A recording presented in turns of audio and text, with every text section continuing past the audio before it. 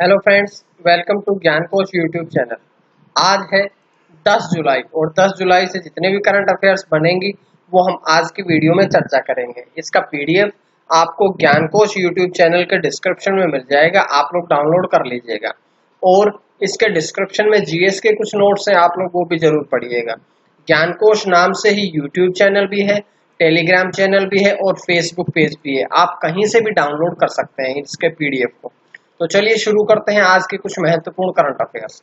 सबसे पहला क्वेश्चन, भारत की सबसे बड़ी तितली होने का तमगा दिया गया है। तो भारत की सबसे बड़ी तितली किसे माना गया है? अभी भारत की सबसे बड़ी तितली माना गया है golden bird wing. Golden bird wing अर्थात मादा गोल्डन बर्ड विंग। ध्यान रखिएगा कि गोल्डन बर्ड विंग नहीं बल्कि मादा गोल्डन बर्ड विंग जो है उसको भारत की सबसे बड़ी तितली होने का तमगा दिया गया है। ये जो मादा गोल्डन बर्डविंग है इसके पंखों की लंबाई है 194 मिलीमीटर, जो कि मुख्य रूप से उत्तराखंड के पिथौरागढ़ जिले के दीदीहाट कस्बे में पाई गई है। तो दीदीहाट कस्बा कहाँ पे है? उत्तराखंड के पिथौरागढ़ जिले में है। लेकिन ध्यान रखिएगा, ये जो गोल्डन बर्डविंग तितली है ये मुख्य रूप से हिमालय पर्वत की तितली है। तो ये नर और मादा दो रूपों में पाई जाती है। तो प्रत्येक जो तितली है वो दो ही रूपों में पाई जाती है। प्रत्येक जीव जो है वो नर और मादा दोनों अवस्थाओं में होता है। तो इसकी जो मादा गोल्डन बर्डविंग है उसके पंख जो है वो ज्यादा बड़े होते हैं। उसके पंख होते हैं 194 मिलीमीटर के। लेकिन इसके अलावा जो नर गोल्डन बर्डविंग है उसके पंख 106 मिलीमीटर के होते हैं। और ये जो नर बर्डविंग है ये मुख्य रूप से शिलोंग के वानखर तितली संग्रहालय में मौजूद है। लेकिन ये मादा बर्डविंग जो है ये पिथौरागढ़ में मुख्य रूप से पाई जाती है। तो ये सारी जानकारियां थी इस क्वेश्चन से और इस तितली के बारे में। उसके बाद हम बढ़ते हैं अगले क्वेश्चन की तरफ। कॉम्पैक्ट एक्सएल सिस्टम लॉन्च किया गया है। तो कॉम्पैक्ट एक्सएल सिस्टम किसके द्वारा लॉन्च किया गया है? ये लॉन्च किया गया है माईलैब डिस्कवरी सॉल्यूशन के द्वारा। माईलैब डिस्कवरी सॉल्यूशन ने अभी एक नया सिस्टम लॉन्च किया है जिसका नाम रखा गया है कॉम्पैक्ट एक्सएल। ये जो है मुख्य रूप से कोविड-19 की टेस्टिंग करेगा।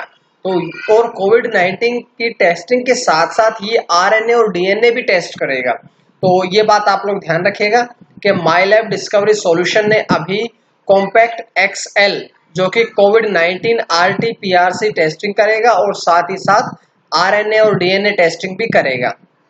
अब इसकी लॉन्च किया गया है इसको माईलैब डिस्कवरी सॉल्यूशन के द्वारा। तो कुछ बातें हम माईलैब डिस्कवरी सॉल्यूशन के बारे में अगर पढ़ना चाहें तो इसकी स्थापना मुख्य रूप से 2016 में हुई थी। और एक क्वेश्चन और भी इससे संबंधित बनता है कि ये कहाँ पर स्थित है? तो मुख्य रूप से ये पुणे में स्थित है। इसकी स्थापना 2016 में हुई थी और ये मुख्य रूप से पुणे में स्थित है। तो ये जानकारी इस क्वेश्चन से मिली। उसके बाद हम बढ़ते हैं अगले क्वेश्चन की तरफ। अब दो रोग हैं, पहला है चेचक और दूसरा है खसरा। तो चेचक और खसरे दोनों से मुक्ति मिलने वाले देश कौन कौन से हैं? तो दोनों रोगों से मुक्त होने वाले देश कौन कौन से बने हैं? सबसे पहले तो बात करें मालदीव और श्रीलंका। दोनों ही देश जो है वो अब चेचक और खसरे से मुक्त हुए। अर्थात आंसर कौन सा रहेगा? तो दोनों मुक्त हुए हैं। तो इसका आंसर हो जाएगा सी। अभी अभी WHO ने ये घोषणा की है कि मालदीव और श्रीलंका दोनों ही देशों को चेचक और खसरे से मुक्त कर दिया गया है। ये कहा गया है कि वहां पर चेचक और खसरे के पिछले कई दिनों से कोई केस नहीं मिले, इसलिए इन दोनों को मुक्त कर दिया गया है चेचक और खसरे से।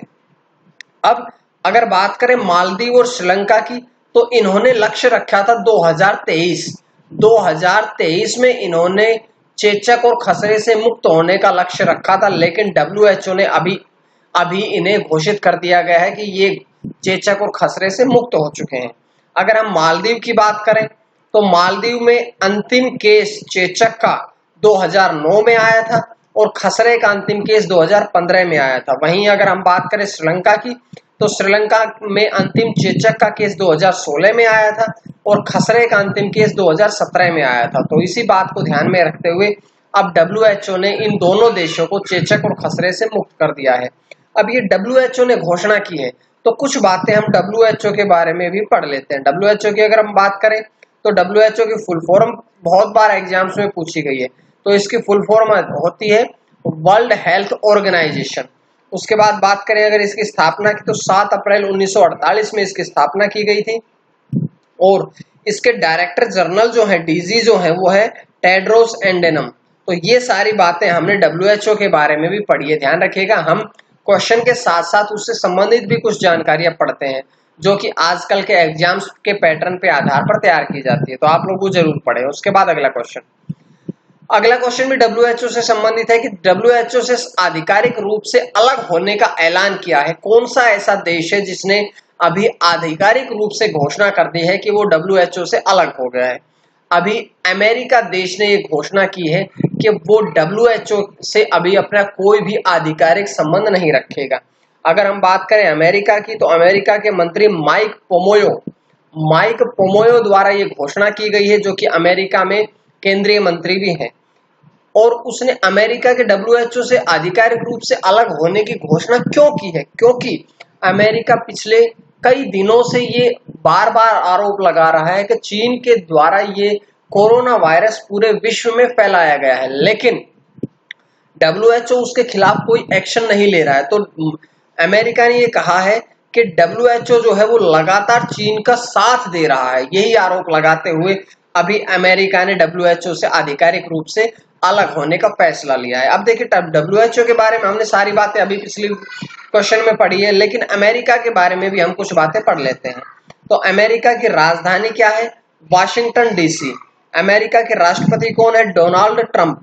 अमेरिका के उपराष्ट्रपति कौन है? Mike Pence. तो ये सारी बातें। और एक बहुत इंपॉर्टेंट क्वेश्चन आता है कि क्या अमेरिका भी कभी गुलाम था? तो हाँ, अमेरिका जो था वो ग्रेट ब्रिटेन का गुलाम था। गुलाम का अर्थ है जिस प्रकार से ग्रेट ब्रिटेन का अमेरिका पर प्रभुत्व चलता था उस समय, जिस प्रकार से भारत या और अन्य देश गुलाम थे, उसी प्रकार से अमेरिका भी गुलाम था।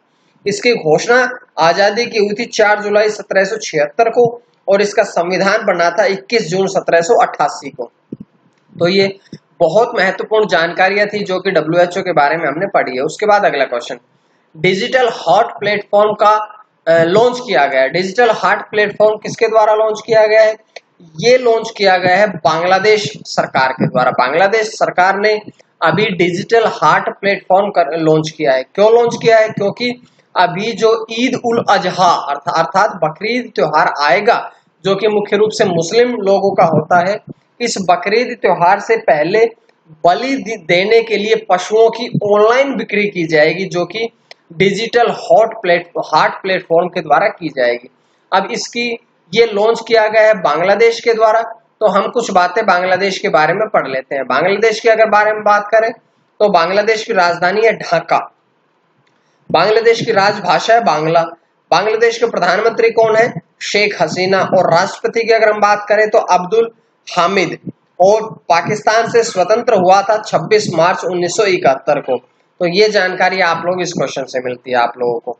उसके बाद अगला क्वेश्चन है, टोरंटो अंतर्राष्ट्रीय फिल्म महोत्सव 2020 के लिए भारत की राजदूत कौन बनी है? तो भारत की तरफ से जो राजदूत बनी है वो बनी है प्रियंका चोपड़ा। प्रियंका चोपड़ा को टॉप 50 में शामिल किया गया है, जो कि टोरंटो अंतर्राष्ट्रीय फिल्म महोत्सव 2020 के लिए राजदूत रहेंगे। अगर हम बात करें टोरंटो महोत्सव की, तो टोरंटो अंतर्राष्ट्रीय फिल्म महोत्सव 2020 जो आयोजित होगा वो होगा 10 से 19 सितंबर 2020 तक। 10 से 19 सितंबर 2020 तक टोरंटो अंतर्राष्ट्रीय फिल्म महोत्सव का आयोजन किया जाएगा। इसे शॉर्ट नाम है इसका TIFF। इसकी सबसे पहले स्थापना की गई थी 1976 में, जो कि टोरंटो कनाडा में स्थित है। और फिल्मों की संख्या अगर हम बात करें तो सबसे कम 1978 में 85 फिल्में निर्धारित की गई थी, और सबसे ज्यादा फिल्में 1984 में 460 निर्धारित की गई थी, जो कि टोरंटो अंतर्राष्ट्रीय फिल्म महोत्सव के अंतर्गत आती है। तो ये सारी जानकारी इस क्वेश्चन से मिलती है। उसके बाद बढ़ते हैं अगले क्वेश्चन की तरफ। ग्लोबल ह्यूमैनिटेरियन अवार्ड 2020 से सम्मानित किया गया है। तो इस अवार्ड से किसे सम्मानित किया गया है? ये सम्मानित किया गया है सचिन अवस्थी को, अर्थात बी ऑप्शन सही रहेगा। सचिन अवस्थी को अभी ग्लोबल ह्यूमैनिटेरियन अवार्ड 2020 से सम्मानित किया गया है। और अगर हम सचिन अवस्थी की बात करें तो सचिन अवस्थी जो है वे नेशनल मीडिया क्लब के अध्यक्ष हैं, तो अब उन्हें इस अवार्ड से सम्मानित किया जाएगा। उसके बाद हम बढ़ते हैं आज के आखिरी क्वेश्चन की तरफ। बॉलीवुड अभिनेता या कॉमेडियन जगदीप का निधन।